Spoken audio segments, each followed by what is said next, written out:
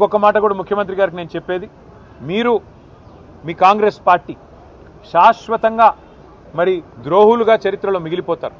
తెలంగాణ అస్తిత్వాన్ని దెబ్బతీసిన ద్రోహులుగా, తెలంగాణ తల్లిని రూపుమాపి కాంగ్రెస్ తల్లిని ప్రతిష్ఠించిన ద్రోహులుగా, తెలంగాణ సంస్కృతిని తెలంగాణ అస్తిత్వానికి చిహ్నమైన కాకతీయ కళాతోరణాన్ని, చార్మినార్ని, తెలంగాణ ఆడపడుచులకు అత్యంత ప్రీతిపాత్రమైన బతుకమ్మని, వీటిని దెబ్బతీసిన ద్రోహులుగా నీ ప్రభుత్వం నీ పార్టీ నిలబడిపోతుంది. అదే కోవలో అదే వరుసలో సికింద్రాబాద్ అస్తిత్వాన్ని కూడా మీరు ఏదైతే దెబ్బతీసే ప్రయత్నం చేస్తున్నారో ఇది మీకు మంచిది కాదు. ఒకటి మాత్రం పక్కా, ఇవాళ మీరు ఈ ర్యాలీని ఏదో భగ్నం చేసి మా వాళ్ళని కొంతమందిని అరెస్టు చేసి మీరేదో సాధించినాము అని చెప్పి మీరు పైశాచికానందం పొందొచ్చు, కానీ ఇది తాత్కాలికం మాత్రమే. తప్పకుండా శ్రీనివాస్ యాదవ్ గారు చెప్పినట్టు కోర్టుకి పోతాం. ప్రజాక్షేత్రంలో ప్రజల తరపున న్యాయబద్ధంగా నిరసన చెప్పే హక్కు మనకు రాజ్యాంగం ప్రసాదించిన హక్కు, డాక్టర్ బాబాసాహెబ్ అంబేద్కర్ మనకిచ్చిన హక్కు. అట్లాంటి హక్కును ఈ జనవరి మాసంలో ఏ జనవరి 26న అయితే మనం రిపబ్లిక్ డేగా జరుపుకుంటామో, మరి రిపబ్లిక్ డేకి 10 రోజుల ముందు మరి రాహుల్ గాంధీ గారు పెద్ద పోజులు కొడతా ఉంటాడు కాన్స్టిట్యూషన్ పట్టుకొని, ఇగో మేము కాన్స్టిట్యూషన్ సంరక్షకులము రాజ్యాంగ రక్షకులం అని చెప్తాడు. ఇదేనా మీరు రక్షించే పద్ధతి? ఒక శాంతి ర్యాలీని భగ్నం చేసి ప్రజలకు నిరసన చెప్పే హక్కు లేకుండా చేసి ఎక్కడి వాళ్ళని అక్కడ అరెస్టు చేసి ఇదా మీరు చేసే రాజ్యాంగ రక్షణ నేను అడుగుతా ఉన్నా. అందుకే శ్రీనివాస్ యాదవ్ గారు చెప్పినట్టుగా కోర్టుకి పోతాం, ప్రజలను కూడా జాగరూకులను చేస్తాం. జంట నగరాల అస్తిత్వాన్ని దెబ్బతీసే ప్రయత్నం చేస్తున్న ఈ తుగ్లక్ సర్కారుకు తప్పకుండా ప్రజాక్షేత్రంలోనే బుద్ధి చెప్తాము. ఏదో 4th సిటీ అంట, ఫ్యూచర్ సిటీ అంట. ఫ్యూచరే లేని ముఖ్యమంత్రి ఫ్యూచర్ సిటీ కడతానంటే ఎవరు నమ్ముతాడు? ఎవరు దాన్ని విశ్వసిస్తారు?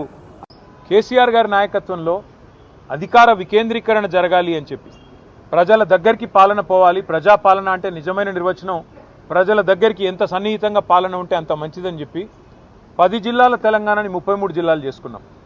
కొత్త రెవెన్యూ డివిజన్లు ఏర్పాటు చేసుకున్నాం, కొత్త మున్సిపాలిటీలు, కొత్త మండల కేంద్రాలు, అట్లాగే తాండాలు గ్రామ పంచాయతీలుగా అట్లా కేసీఆర్ గారి నాయకత్వంలో ప్రజల దగ్గరికి పరిపాలన తీసుకొని పోయే ప్రయత్నం చేసినాం.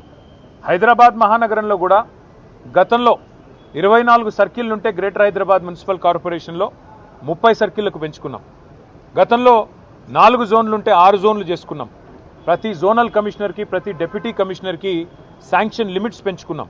అంటే ఇవన్నీ చేసుకున్నాం, కానీ హైదరాబాద్ అస్తిత్వాన్ని మాత్రం మేము ముట్టుకోలేదు. హైదరాబాద్ అస్తిత్వాన్ని దెబ్బతీసే ప్రయత్నం చేయలేదు. ఎందుకంటే హైదరాబాద్ అనేది ఒక హైదరాబాద్ ప్రజలకు సంబంధించి కాదు, తెలంగాణ ప్రజలందరికీ గర్వకారణమైన ఒక ఐడెంటిటీ హైదరాబాద్, సికింద్రాబాద్ జంట నగరాలు అంటే మనం చిన్నప్పటి నుంచి వింటున్న మాట. అట్లాంటిది ఇవాళ ఈ తుగ్లక్ ముఖ్యమంత్రి ఆయన తీసుకున్న ఒక నిర్ణయం వల్ల సికింద్రాబాద్కు ఒక ఐడెంటిటీ అనేది లేకుండా, ఒక అస్తిత్వం అనేది లేకుండా సికింద్రాబాద్ని శాశ్వతంగా చరిత్ర పుటలకి మరి పరిమితం చేసే విధంగా ఈ ముఖ్యమంత్రి ఈ ప్రభుత్వం తీసుకున్న ఒక నిర్ణయాన్ని వ్యతిరేకిస్తూ, ఒక రాజకీయ పార్టీ కాదు, సికింద్రాబాద్లోని అన్ని వర్గాల ప్రజలు ఒకటై, దానిలో అక్కడ ఉన్న ప్రజాప్రతినిధులంతా మా వాళ్ళు. సికింద్రాబాద్ ఎమ్మెల్యేగా పద్మారావు గారు ఉన్నారు, సనత్ నగర్కి శ్రీనివాస్ యాదవ్ గారు ఉన్నారు, అట్లాగే మరి మా నాయకులందరూ ఎమ్మెల్యేలు ఎమ్మెల్సీలు ఉన్నారు. వారందరినీ కూడా వారు ఆహ్వానించారు. సికింద్రాబాద్కు సంబంధించిన పుర ప్రముఖులు, సికింద్రాబాద్కు సంబంధించిన మరి సికింద్రాబాద్ ప్రేమికులు వారు ఆహ్వానించి సికింద్రాబాద్ అస్తిత్వాన్ని మరి ఇక్కడ పుట్టిన బిడ్డలుగా మరి మీరు కదా కాపాడాలి, ఈ ప్రభుత్వం తుగ్లక్ పనులు చేస్తుంటే మీరేం చెయ్యరా అని వారు మీటింగులు పెట్టి పిలిస్తే మేము మా పార్టీగా పోయి చెప్పినాము. ఏం చెప్పాము?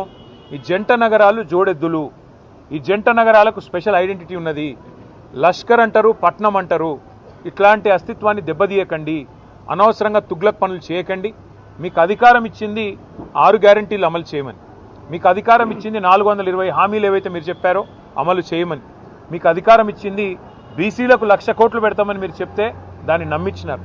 మీకు అధికారం ఇచ్చింది ఎస్సీలకు ఎస్టీలకు కేసీఆర్ గారు 10 లక్షలు ఇస్తున్నాడు దళిత బంధు, నేను 12 లక్షలు ఇస్తానంటే నమ్మి మీకు ఇచ్చారు.